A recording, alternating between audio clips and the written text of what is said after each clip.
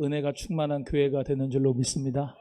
예, 그래서 늘 믿음으로 봉사해주는 우리 청년들 또 늘 감사하고, 또 안 보이는 저 방송실에서 PPT로 수고해주는 우리 주영이도 늘 고맙고, 우리 같이 하나님 말씀을 이제 나누시겠는데요. 오늘은 특별 강사님이 오셨어요. 그래서 백석대학교 우리 유아교육과 교수님이기도 하시고 목사님이시기도 하시고, 매달 셋째 주에 오후 예배는 우리 목사님이 말씀 전해주시는데, 항상 보면은 꼭 때를 따라서 꼭 교회에 필요한 말씀을 전해주셔서 늘 감사합니다. 오늘은 존중이라고 하는 제목으로 말씀 전해주시는데 큰 은혜 받으시기를 바랍니다. 우리 목사님 오실 때 격하게 환영을 하면서 할렐루야 한번 하겠습니다. 환영합니다. 할렐루야.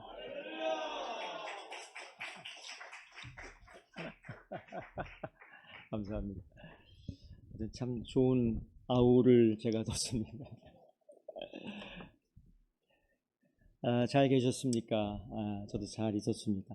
오늘은 사실 존중에 관한 말씀을 드리기를 어려운 교회 사실 다 존중해 주시니까요. 근데 성경적인 말씀을 갖고 어떻게 적용할 것인가, 이제 가급적이면 제가 이 시간에 와서 이제 성경적인 특강 같은 거를 좀 할까 그런 생각을 해봤습니다. 제목은 존중이고요. 초등학교에 운동회가 열렸습니다. 초등학교 운동회 1학년부터 6학년까지 다 참석을 했어요. 근데 어느 6학년짜리 학생들의 이야기를 제가 하려고 합니다.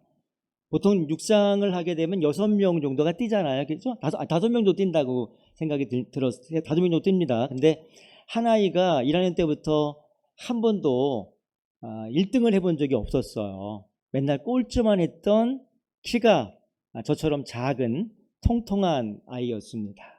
달리기를 했어요. 6학년 가을 학기 마지막 달리기입니다. 50m까지 5명이 열심히 떴는데 역시나 다르게 그 아이는 꼴찌를 달려오고 있었습니다.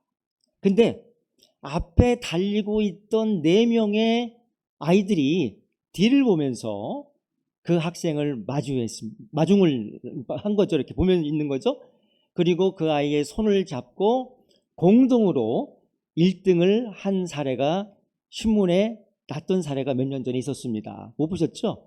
그거를 본 어른들은 그렇게 얘기했답니다. 야, 이거 아이들 참 남을 존중한다, 배려하는 아이들이라고 신문에 났던 그 사례를 갖고 있었습니다.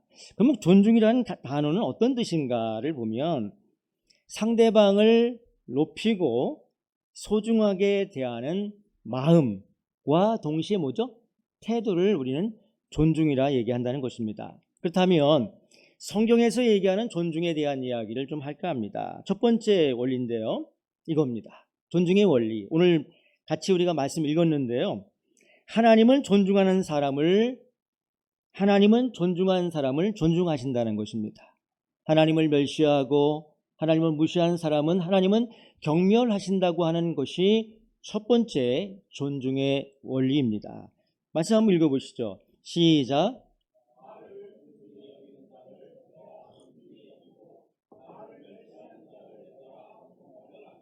이게 하나님께서 말씀하신 겁니다.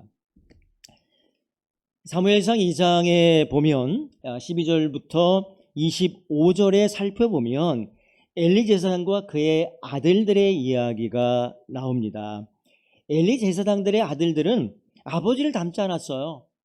그래갖고 불량자요, 그 다음에 불량배라는 말씀이 나옵니다.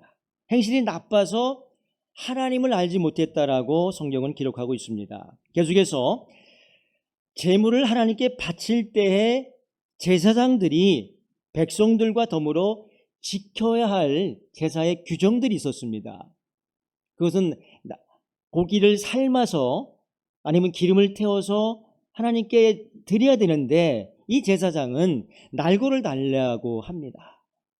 그리고 나서 날고를 자기가 고목했다는 거예요. 그런 식으로 불법을 행하고 있습니다. 규정에 어긋나는 행동들을 하는 거예요. 하지만 엘리 제사장들의 아들들은 이런 제사의 규정을 어기면서뿐만 아니라 더 이상으로 여성들을 탐하고 하여튼 안 좋은 행위들을 하는 행위들을 계속하고 있었습니다. 엘리의 아들들은 이런 식으로 하나님께 막중한 죄를 짓고 있었고 그들은 하나님께 바칠 제물을 아주 하찮게 여겼다는 사실입니다. 한마디로 말하면 무슨 뜻일까요? 그들은 하나님을 존중히 여기지 않았다는 사실을 알 수 있습니다. 우린 이 대목에서 제사장인 과연 자녀교육에서 어떠한 실패를 했을까? 왜 자녀교육에서 이런 어떠한 실패를 했을까라고 그 원인은 무엇일까를 살펴봤습니다. 첫째는 이 엘리 제사장은 자녀에게 하나님을 존중하는 법을 가르치지 않았다는 사실이고요. 둘째는 뭐냐면 자녀를 엄하게 훈계하지 않았다는 것이죠. 사실 유아교육에서 얘기하는 부모교육에서 얘기하는 뜻은 그런 어떤 원리를 뭐냐면 하나의 원리가 있는데 허용적인 양육의 태도라는 게 있어요. 너무 많이 허용한 거예요. 너무 엄하게 하는 것도 문제지만 너무나 허용적인 것도 문제가 될 수 있습니다. 엘리 제사장은 아들을 꾸짖기는 했었어요. 너희가 어쩌자고 이런 짓을 하느냐. 너희가 못된 짓을 저지르고 있다는 소문이 파다하다. 아들들아 그러면 못 쓴다 정도 했습니다. 그리고 주의 백성들 사이에 이런 아주 안 좋은 악한 소문들이 나고 있다니 라고 있을 수 없는 일이라고 그렇게는 얘기를 했습니다마는 그가 실수한 것은 뭐냐면 도덕적인 훈계는 했지만 구체적인 징계와 더 나아가서 제사장직을 박탈하는 단호한 조치는 취하지 않았다는 사실입니다. 셋째는 엘리 제사장은 자녀를 위해서 기도하지 않았다는 사실은 써 있지는 않아요. 기도했다는 말씀은 없습니다. 그래서 저는 기도하는 것에 조금 게을리지 않았을까라는 추측을 하고 있습니다. 왜냐하면 사무엘의 어머니인 한나는 기도의 어머니라는 표현을 쓰는데 여기서는 엘리 제사장은 사실은 자녀를 위해서 이럴 때 기도했다는 성경의 이야기는 나오지 않습니다. 두 번째 원리는 뭐냐면 황금률의 원리입니다. 황금률의 원리입니다. 두 번째가 무엇이든 남에게 대접받고자 하는 대로 남을 먼저 대접하라. 예수님께서 산상순의 보석 같은 말씀을 하셨어요. 사실은 대접이라는 것은 존중을 얘기하는 것입니다. 내가 남으로부터 존중을 받고 싶다고 한다면 먼저 남을 존중하고 대접하라는 것이죠. 세 번째 성경적인 원리는 뭐냐면 어려운 얘기입니다. 진짜 어려운 얘기입니다. 존중할 수 없는 사람까지도 존중하라는 것입니다. 나를 무시하고 나를 존중하지 않은 사람들까지도 성경은 그들을 위해서 기도하고 그들을 위해서 사랑하라고 성경은 예수님을 그렇게 가르치고 계시죠. 너희가 너희를 사랑하는 자를 사랑하면 무슨 상이 있으리요? 세리도 이와 같이 하느니라. 이것이 예수님의 가르침이십니다. 우리를 존중하지 않은 사람들까지도 존중하라는 것이 성경의 원리라는 것입니다. 네 번째 성경에서 말하는 원리는 무엇일까? 남을 나보다 낮게 여기라고 하는 원리입니다. 한번 읽어보시죠. 자, 시작.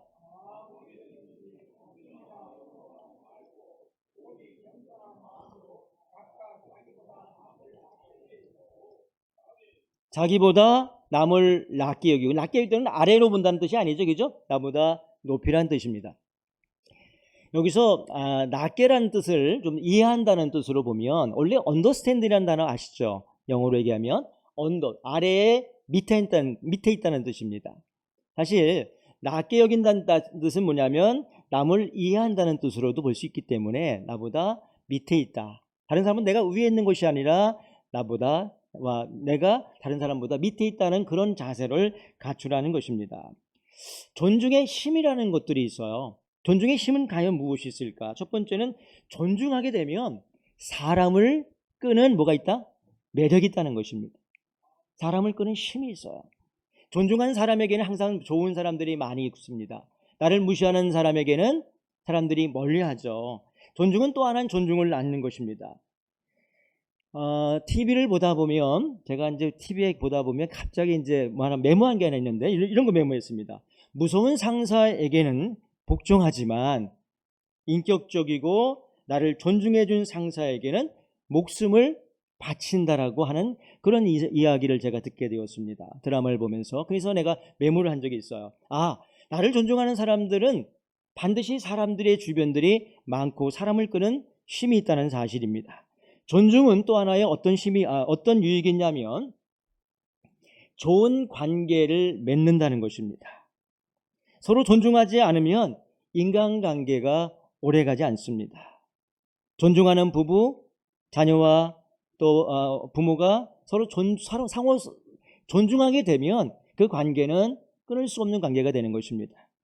근데 가족 관계도 그렇고요, 교우 관계도 그렇고, 친구 관계도 그렇고, 직장도 마찬가지고, 특별히 교회도 마찬가지입니다. 서로 나이가 많으신 분들은 어린 학생들에게, 어린 아이들에게도 존중해야 되고요. 어린 사람들도 마찬가지로 어른들을 존중하는 교회 되시기를 주님의 이름으로 축복합니다. 목회자도 마찬가지입니다. 저 사실 여기 와서 존중을 좀 많이 받고 있어요. 오늘도 제가 대접받으면 안 되는데 밥을 갖다 주시더라고요. 감사했습니다. 근데 사실은 저희들이 사실 그렇게 해야 되죠. 그래서 늘 좋은 관계를 하려면 존중하는 관계가 돼야 될 줄을 믿습니다. 레스 기블이라고 하는 사람이 이런 얘기했어요. 사람은 누구나 이기적이다. 사람은 누구나 다른 사람보다 자기 자신에게 더 관심이 많다. 사람은 누구나 다른 사람으로부터 존경과 인정을 받고 싶어 한다. 그렇다면 좋은 관계를 유지하고 싶다면 이 세 가지를 기억하라는 명언을 남겼습니다. 모든 사람들은요, 누구나 마찬가지입니다. 나이가 많든 적든 자녀든 부모님이든 간에 교사든 교수든 학생 모든 사람들이 다 사람들로부터 인정받고 싶고 또 사랑받고 싶어 하는 것이 인간의 심리인 것입니다. 그러므로 우리는 상대방을 늘 존중하는 그런 사람이 되시기를 주님의 이름으로 축복합니다. 세 번째는 존중은 다양성을 가져옵니다.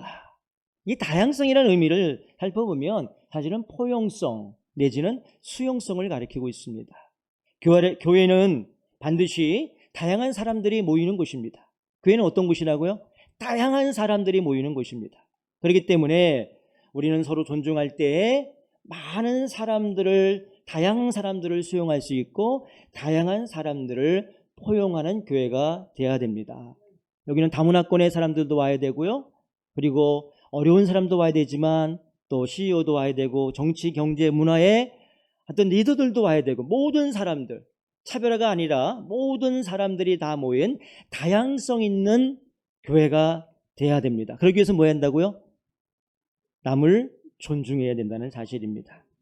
특별히 나와 다른 것이 있다고 해서 무시하거나 반대로 이렇게 비존중해 버리면 안 되는 거예요. 나와 다른다는 것은 무조건 반대하는 것이 아니라 틀린 것이 아님을 인정하는 것입니다. 다른 것이 아니고 뭔가 다르다는 사실, 다양성을 인정하라는 것입니다. 요즘 우리 사회는 수용 못하는 것들이 많아요. 제 아내와 저는 사실은 정치적인 색깔이 반대입니다. 교회도 마찬가지예요. 어떤 목사님이 그러더라고요. 방송에 나갔는데 그냥 이쪽을 얘기하면 막 뭐라 그러고 이쪽을 얘기하면 막 뭐고 하는데 보수를 얘기할 때도 있고요. 아니면 진보를 얘기했다는 거야. 어떤 다양성이 있는 것이 바로 교회인데 그럼 좀 얘기를 하기가 어렵다라는 얘기를 하는 얘기를 들었어요. 교회는 다양성의 사람들이 모이기 때문에 좀 더 반대가 있거나 틀린 것이 있을 수 있습니다. 그러나 그것이 반드시 나쁜 것만이 아니라 그것을 수용하는 다양성을 갖는 그것이 바로 뭐로부터 시작한다고요? 존중으로부터 시작한다는 것입니다. 다른 사람을 존중해 주는 의미를 가지시기 바랍니다. 타인을 인정하라. 그리하면 여러분의 나의 가치가 인정을 받을 수 있다는 말씀이 있습니다. 편견은요, 결국은 차별을 낳고 차별은 멸시나 무시를 낳는 것입니다. 요즘에 미래사회, 미래대학, 미래교육의 리더는 같은 어떤 사람이냐면 획일적인 사람이 아닙니다. 우리가 중고등학교 때 일본식 교육을 받았잖아요. 저도 일본식 교육을 받은 것 같아요. 그래서 우리 선생님이 여길 때렸어요. 주먹으로. 우리 고등학교 때 많이 맞은 적 있잖아요. 그죠? 지금은 그러면 안 돼요. 굉장히 획일적인 교육을 했었어요. 지각하면 때리고 혼나고 벌 주고 학교 못 들어가게 하고 뭐 이런 식의 그래도 그것을 제가 교사할 때 그거를 배운 거예요. 그래서 내가 여학생들을 뭐 손을 때린 건 아닙니다만은 자로 때린 적이 있어요. 지금 얼마나 후회스러운지 몰라요.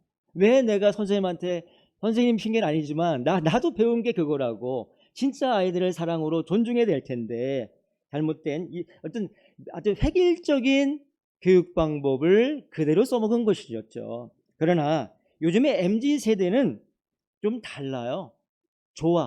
다양한 조화성을 갖고 있습니다. 그래서 MZ 세대는요, 차별을 되게 싫어합니다. 그리고 굉장히 공정하기를 원해요. 그리고 획일성보다는 다양한 색깔의 스타일을 원하고 있습니다. 근데 한국 교회는 어떻습니까? 한국 교육은 어떻습니까? 약간 좀 이런 거 있잖아요. 공부를 잘하면 성공할 거야. 공부를 잘하면 좋은 아이 거라고 하는 획일적인 생각을 갖고 있다는 사실입니다. 그렇지 않습니다. 이런 미국식 교육은 약간 다양성을 강조하고 있고 획일적 교육보다는 다양성의 교육을 하고 있다는 사실입니다. 네 번째는 뭐냐면 아까도 말씀드린 것처럼 존중이라는 것은 하나님의 복을 받는 중요한 열쇠라는 것입니다. 아까도 말씀드렸지만 다시 한번 읽겠습니다. 그 말씀을 오늘 본문 한번 넘겨주세요. 시작 넘겨주세요. 나를 존중히 여기는 자를 내가 존중히 여기고 나를 멸시하는 자를 내가 경멸하리라. 하나님을 존중하는 자를 존중해 주시고 하나님을 멸시하는 자를 경멸하신다고 하는 그 원리입니다. 그러므로 넘겨주시면 하나님은 존중하게 되면 어떤 거냐면 하나님으로부터 복을 받게 되는 것이고 하나님의 주신 복을 약속해 주시겠다고 하는 하나님의 원리이시죠. 변경의 원리죠. 신명기 28장에 보면 이런 말씀이 나오지 않습니까? 순종하는 자에게 복을 주시며 불순종하는 자에게 저주를 주신다는 말씀이 나와요.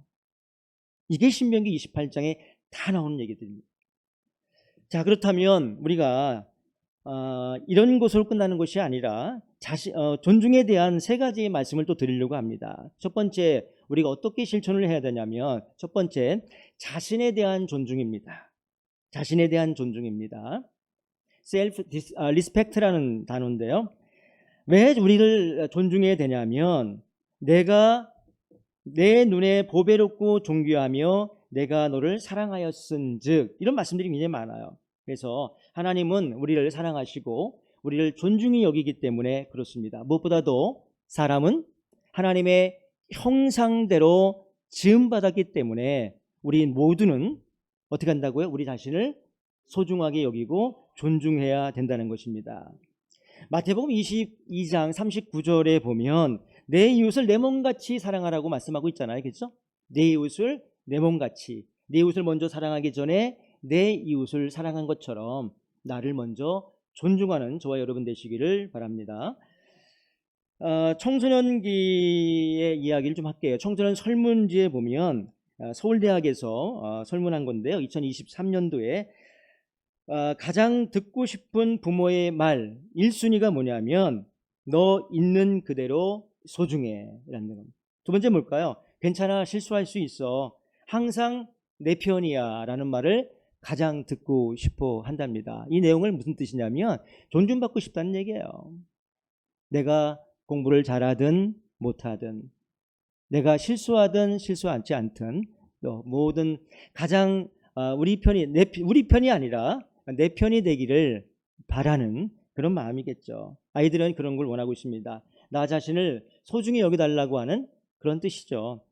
그 다음에 청소년 정책 연구원이라는 데에서 21년도에 발표한 건데요. 중고등학생의 1000명에게 물어봤어요. 그랬더니 가장 듣고 싶은 말 1위가 가장 싫은 말 1위가 공부해라라고 했는데 공부해라가 78%고요.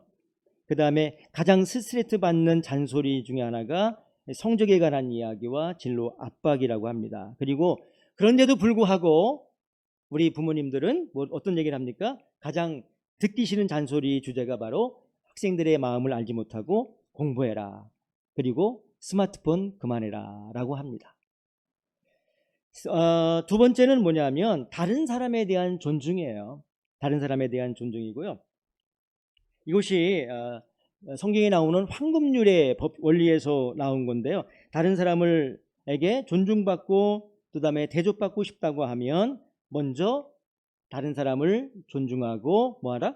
대접하라고 예수님께서 가르쳐 주셨습니다. 이 프라토이라는 사람은 다른 사람이 나에게 행하기를 바라는 것처럼 다른 사람에게도 먼저 행하라. 보통 사람은 이제 네가 그렇게 하면 나도 그렇게 할 거라고 말하지만 그게 아니라 다른 사람이 원하는데 내가 그 사람으로부터 받기를 원하는 그 마음과 태도로 다른 사람에게 먼저 하게 된다고 한다면 그런 대우를 받을 수 있다는 그런 뜻이겠죠. 세 번째는 뭐냐면 상호 존중의 시작입니다. 상호 존중의 시작은 뭐냐면 다른 것을 인정하는 것이죠. 사실은 질문 한번 던지겠습니다. 혹시 신혼 때 한 번도 싸우지 않은 부부 있으십니까? 한번 손 한번 들어보시죠. 난 신혼 때 한 번도 안 싸웠다.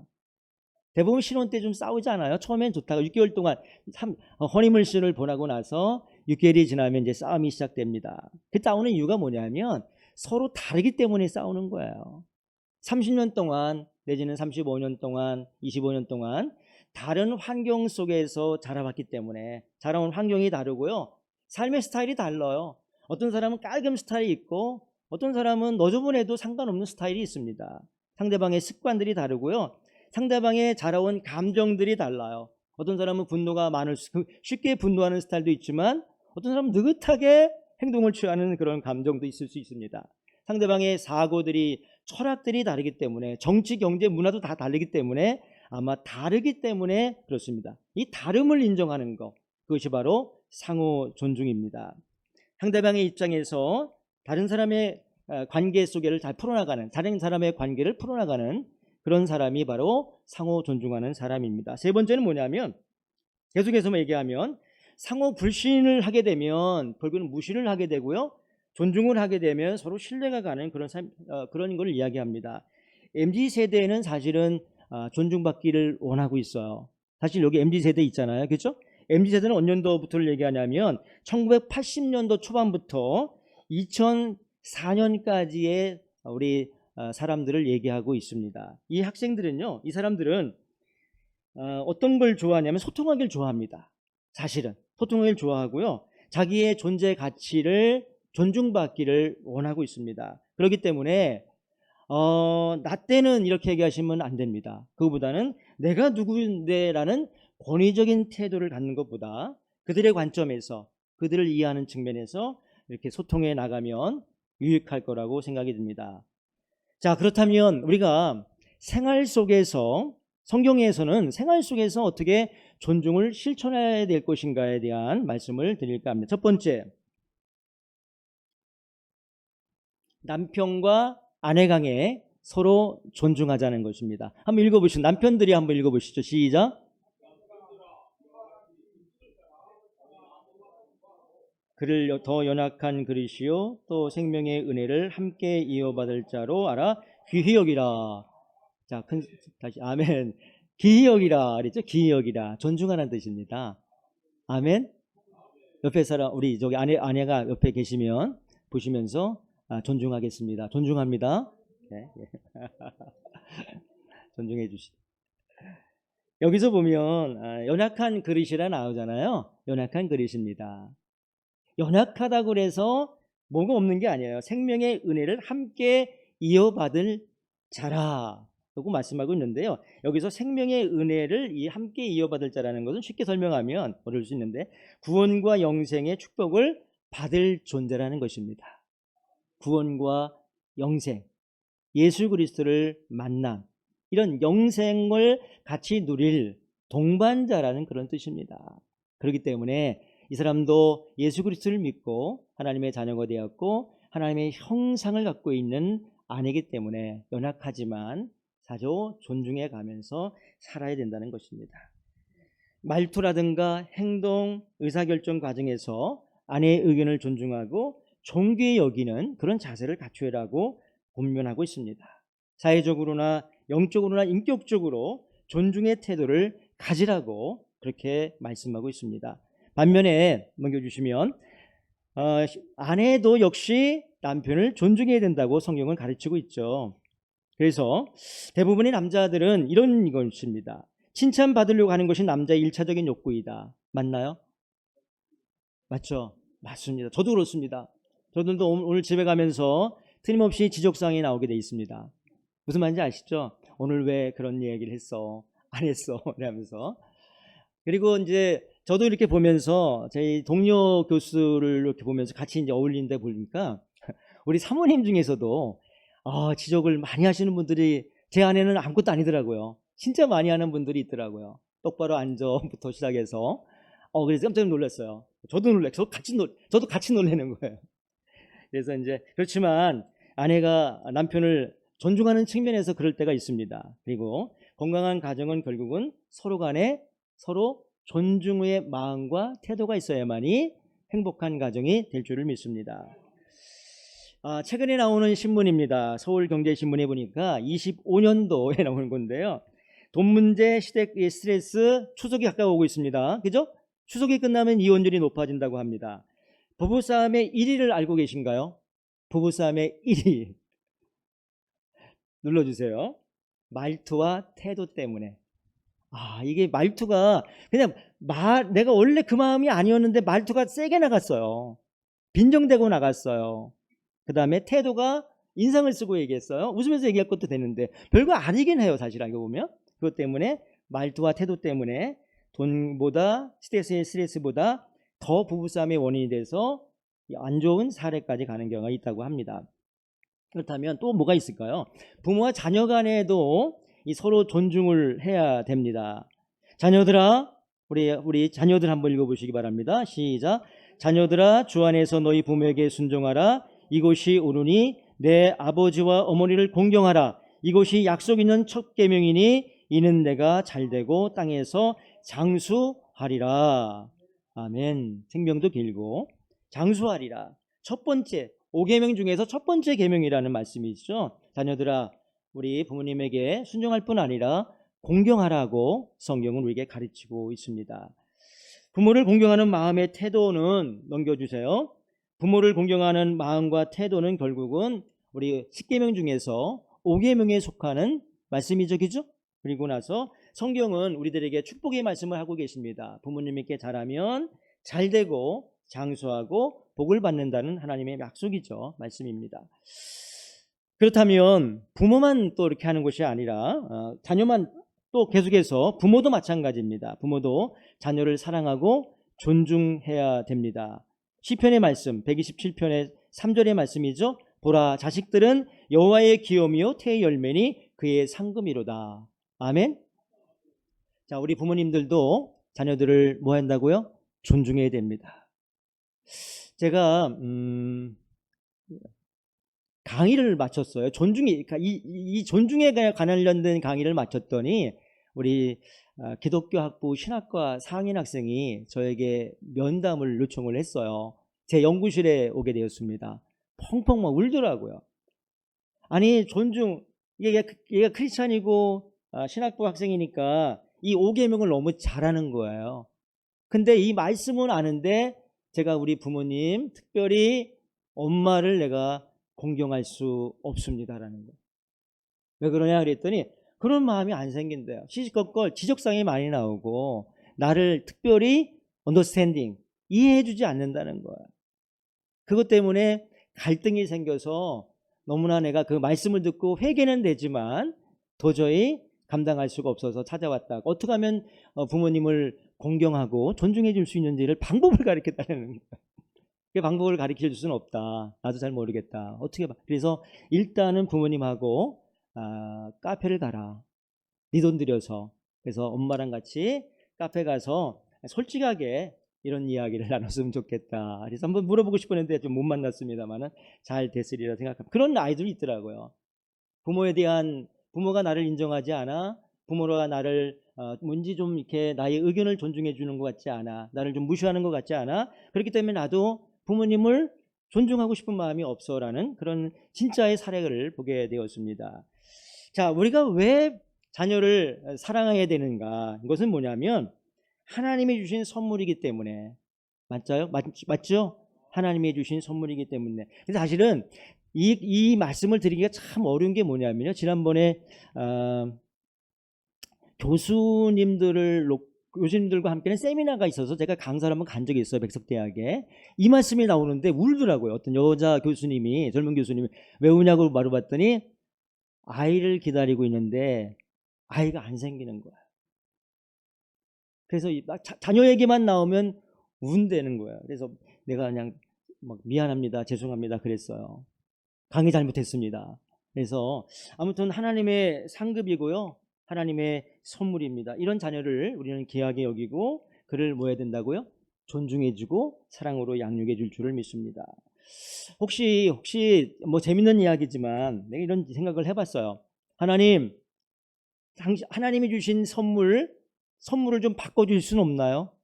좋은 것으로. 그렇게 하면 아이들이 뭐라 그랬을까요? 하나님, 우리 엄마 아빠 바꿔주세요 라고 할지도 몰라요. 우스갯소리입니다만은.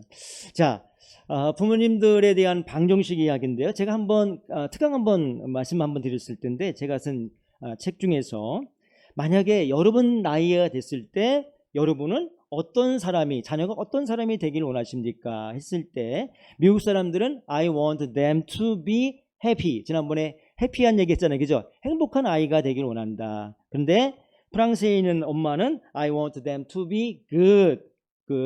그냥 이렇게 좋은 사람 되길 원한다. 그냥 평온한 사람 되길 원한다. 소중한 사람 되길 원한다 그랬어요. 근데 한국의 엄마들은 I want them to be successful이라고 한 적이 있습니다. 성공하길 원한다. 근데 우리 그리스도인 부모들은 뭐가 되길 원해야 됩니까? I want them to believe in God. 하나님 안에서 믿음 있는 자녀 되기를 원합니다라고 해야 되겠죠. 이솝 이야기를 잠깐 하겠습니다. 이솝 이야기. 동물 학교에 운동회가 열렸어요. 아까도 운동회 또 얘기했었죠. 이번에 이제 동물들의 운동회가 열렸습니다. 여기 나오는 참가자가 거북이, 토끼, 원숭이, 코끼리, 개미, 꿀벌, 나비, 참새, 기린, 사자, 말 쫙 있었어요. 무진장 많은 동물들이 모여서 운동회가 시작되었습니다. 그래서 운동회 종목은 뭐냐면 가장 빨리 뛰는 거였어요. 가장 빨리 뛰는 거는 누가 1등 했을 것 같습니까? 말이 1등 할 것 같죠? 여기서 보면, 그죠?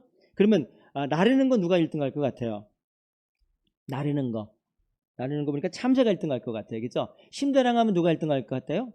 심자랑하면 코끼리가 1등 합니다. 꿀 따는 거 1등 하면 누가 1등 할 것 같아요? 시합하면 꿀벌 1등 하겠죠? 그리고 바다 수영도 마찬가지고, 이걸 볼 때 누구나 다 1등 할 수 있다는 것이죠. 저는 우리 부모님 교육에서 이런 얘기를 꼭 먼저 시작하고 들어가요. 누구나 다 1등 할 수 있습니다. 종목에 따라서 다를 뿐이지 누구나 다 장점 있고 단점이 있습니다. 장점을 잘 살리는 코치 역할을 하시면 된다는 것이죠. 2020년도에 청소년 정책연구소에서 중학생 대상으로 설문을 했는데, 부모가 청소년들의 의사결정을 존중할수록, 그러니까 의사결정을 존중해 줄수록 뭐 한다고요? 자존감이 올라간다. 존중하면 자존감이 올라가고 자신감이 생기는 거고요. 반대로 존중하지 않으면 우울증이 생긴다는 거예요. 그러니까 존중해 줄수록 우울증이 내려간다는 것이죠. 그런 통계가 있습니다. 세 번째는 우리가 이제 교회에서나 아니면 우리도 이제 교회 안에서나 친구라든가 연인, 직장, 동료 사이에도 뭐가 있어야 되나요? 존중이 있어야 됩니다. 존중가 없으면 가까운 사이일수록 말로서 뭐 한다고요? 상처를 주기 때문에, 예의가 없어지기 때문에 그 관계가 깨지게 된다는 것이죠. 그 다음에 이성 간에도 마찬가지고 친구 사이도 마찬가지고 교회 오빠 관계도 마찬가지예요. 언니 관계도 마찬가지입니다. 너무 극단적인 이야기, 내가 생각한 대로 말하지 말고 그 상대방의 입장에서 상대방이 생각하면서 좀 이렇게 신앙적인 이야기를 할 필요가 있습니다. 동료도 마찬가지겠죠. 만약에 교회에서 존중이 빠진다고 한다면 서로 갈등이 일으킬 수밖에 없습니다. 어떤 사람이든 간에 어떤 관계든 간에 서로 존중하는 마음과 자세를 갖추기를 주님의 이름으로 축복합니다. 혹시 이제 이 중에 보면 다음에는 이제 경영자들이 계시더라고요. 그래서 경영자들과 여기 CEO들 계시잖아요, 그죠? 어떤 사업을 하시는 분들, 아니면 장사하시는 분들이 있고 종업원 관계가 있다고 한다면 서로 간에 서로 존중이 있어야 됩니다. CEO는 CEO 나름대로, 그 다음에 종업원은 종업원 나름대로 존중과 결국은 신뢰, 그 다음에 신뢰가 생기고 배려가 있으면 이제 파트너십이 생기는 거예요. 그래서 프랑크 아벨이라고 하는 사람은, 이분이 회장님이신데 그분의 리더십의 철학을 물어봤어요, 기자들이. 그랬더니 이분이 뭐라 그랬냐면 존경과 결과의 균형이다라고 했습니다. 무슨 뜻이냐면 존경이라는 것은 뭘까요? 사람을 존중히 여기는 것이죠. 결과는 뭐냐면 성과예요. 성과만을 추구하고 상대방을 존중하지 않으면 그 성과는 무너지게 된다는 것입니다. 그러면 경영을 잘한다는 것은 뭐냐면 상대방을 존중함으로 인해서 성과를 끌어올릴 수가 있다고 하는 평행의 원리를 말씀하고 있어요. 경영자와 종업원 사이에는 서로 존중할 때 뭐 할까요? 즐겁게 일하기 때문에 더 좋은 성과를 낼 수 있다는 것입니다. 로빌이라는 학자는 이렇게 얘기했어요. 리스펙트라고 하는 그런 책의 저자인데요. 직장에서 성공을 원한다면, 그 다음에 가정과 직장에서 원만한 인간관계를 원한다면, 그러나 그것이 꼭 가능하게 만드는 것은 뭐냐고 한다면 그것은 바로 존중이라는 것입니다. 존중할 때에 생산성이 높아지고 그 다음에 원만한 관계가 좋아지고 좋은 세상을 만들 수 있고 자신감과 자존감이 높아지는 세상을 만들 수 있다라고 얘기를 했습니다. 서로 존중하는 그런 관계가 되시기를 바라고요. 다섯 번째는 뭐냐 하면 이것이 이제 학교에서 통하는 거긴 하지만 우리 학교뿐만 아니라 주일 학교도 포함한 거잖아요, 그죠? 교회 학교. 스승과 제자 사이에는 반드시 존중이 있어야 됩니다. 존중이 없다면 교육의 효과는 없습니다. 존중이 없다면, 서로 간에 존중이 없다면 교사나 교수나 아니면 여기 있는 주일학교 선생님이 우리 아이들을 존중하지 않고 무시한다고 한다면 어떠한 성경의 말씀도 아이들은 귀담아 듣지 않습니다.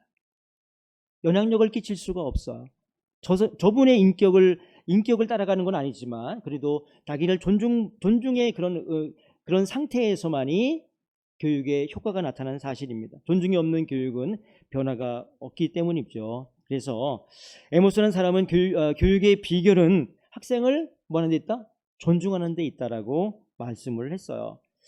여섯 번째는 뭐냐면 강자와 약자 사이인데요. 우리 성경적인 원리에서 보면 마음이 약한 자들을 격려하고 힘이 없는 자들을 붙들어주며 모든 사람들에게 오래 참으라고 말씀하고 있잖아요. 성경은 뭐예요?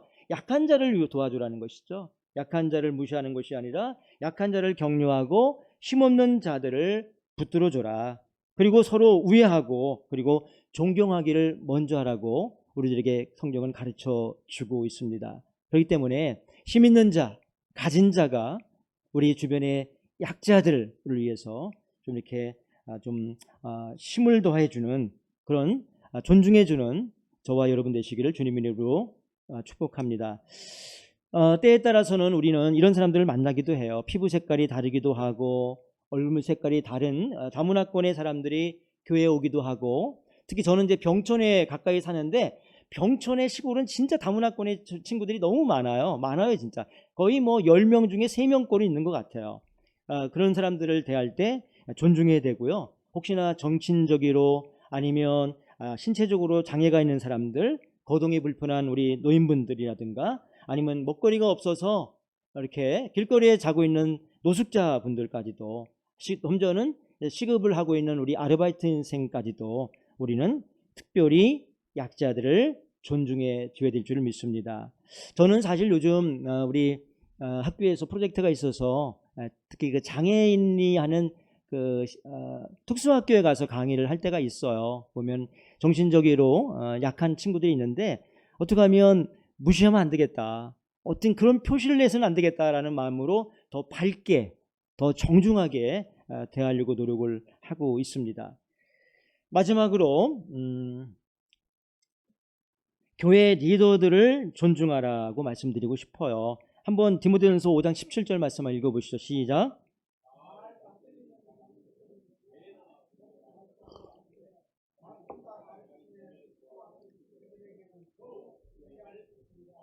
여기 예, 감사합니다. 잘 다스리는 장로라는 것은 이제 목회자를 가리키고 있고요. 성경을 가리키는 선생님을 가리키고 있고, 그리고 교회에 보면 이제 구역장이라든가 교역자들도 계시고, 우리 특별히 우리 이대봉 목사님, 담임 목사님과 또 리더들이 계시잖아요. 우리 원로 목사님도 계시잖아요. 이런 분들을 왜 우리가 존경을 해야 되냐면 하나님 말씀을 가르치고 이 교회를 하나님의 사람들을 우리 주님께로 인도하기 위해서 수고를 하기 때문이라고 성경이 말씀하고 있는 것입니다. 그렇기 때문에 서로 특별히 더 존중해주는 저와 여러분 되시기를 주님의 이름으로 부탁을 드립니다. 저는 그 단국대학교 천안에 보면 단국대학교 병원이 있어요. 거기 보면 이제 병원장은 알지 못하고요. 거기 보면 원목 목사님을 아주 친하게 지내요. 그래서 시간 날 때마다 같이 대화하고 또 같이 기도하고 그러는데요. 그 목사님이 이런 얘기를 하더라고요. 원목실 바로 옆에 이 신부님과 수녀님이 계시는 캐토릭 사무실이 같이 있어요. 똑같아요, 크기는. 근데 캐토릭에 있는 신자들이 자기를 존중해 준다는 거야. 더 많이. 그러니까 신부님이나 수녀님만 존중하는 게 아니고 나랑 상관없는 나에게도 목사기 때문에 존중을 받고 있어요 라고 얘기하더라고요. 근데 크리스찬들, 거기는 이제 병원에 있는 분들을 전도하기 위해서 병원을 탐방하잖아요. 병주만 다 들어가 기도해 주시는 분이잖아요. 존중하지 않는 분들이 그리스도인들에게 있다는 거예요. 오직 우리 교회 목사님만 목사님이야, 큰 교회 목사님만 목사님이야 라는 분이 있다고 해서 그런 얘기를 제가 듣고 나서 깜짝 놀랐습니다. 저는 오남 소망교회는 다른 것을 알고 있습니다. 다르시죠? 오늘 여기는 존중이 넘치는 교회라고 저는 믿습니다. 자, 우리는 왜 존중을 받아야 할까요? 말씀을 정리하겠습니다. 우리는 왜 존중을 받아야 할까요? 왜 우리는 다른 사람을 존중해야 할까요? 그것은 원리는 간단합니다. 아까 말씀드린 것죠.